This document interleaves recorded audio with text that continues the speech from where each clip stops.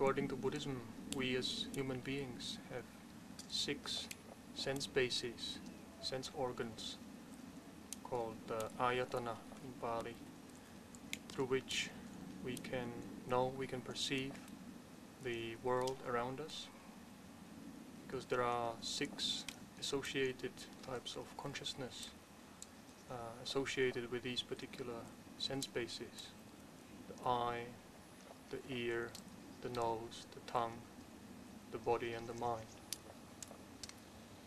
Now, in the time of the Buddha, in ancient times, these 6 sense organs were the only means of knowing anything, perceiving anything about the external world that people had. They could only see as far as the eye could see, could only hear as far as their ear could hear and receive sounds. So they were limited to what was received by these sense organs from their immediate environment. Then later people developed various new technological means of communicating, such as writing, but it often took many days, many weeks, many months before such a letter could reach the person we sent it to. But nevertheless, people wanted to know more about the world out there, what's happening in some other place at this time.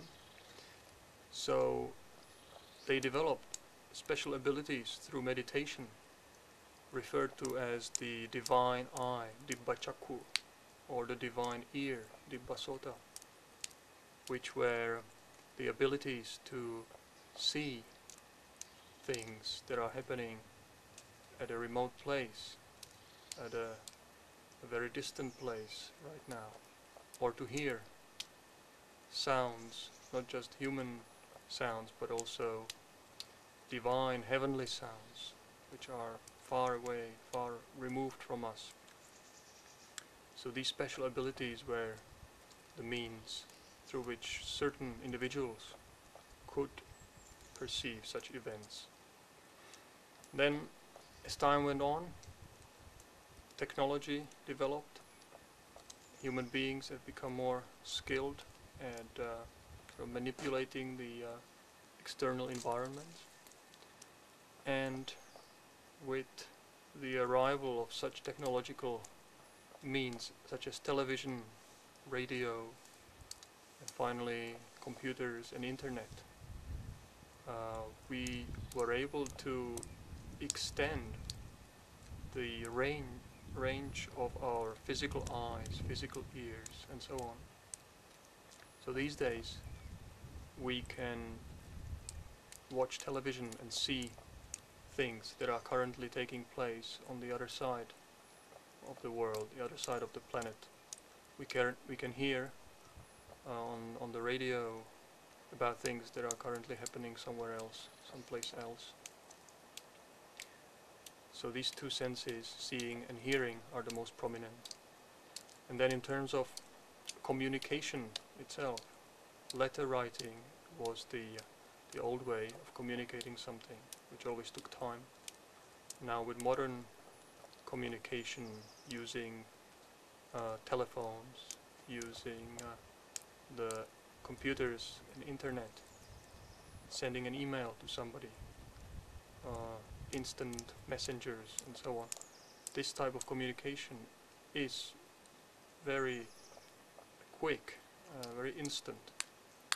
So we could say, due to these modern technological advances, we were able to expand the range of our ayatanas, of our sense bases. These sense bases have become very, very large to some extent.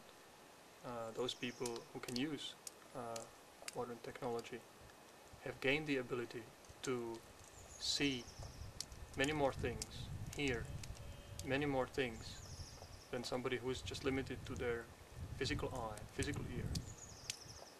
And what the Buddha recommended to us was to practice indriya-samvara, which means sense restraint.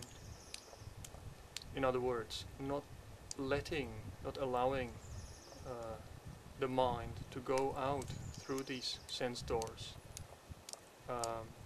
unchecked and without the ability to filter that which is useful and that which is not useful. So when we use modern technology and we look at things, we hear things, we listen to things, or when we communicate similarly using internet and so on, we need to be practicing sense restraint and consciously filtering some of the information that is reaching our mind through these sense doors.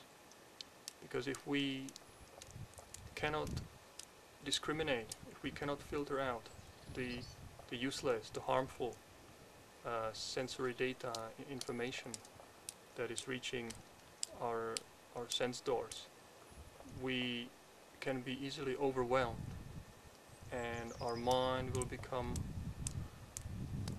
clogged up, filled up with useless things which will make us more confused and scattered.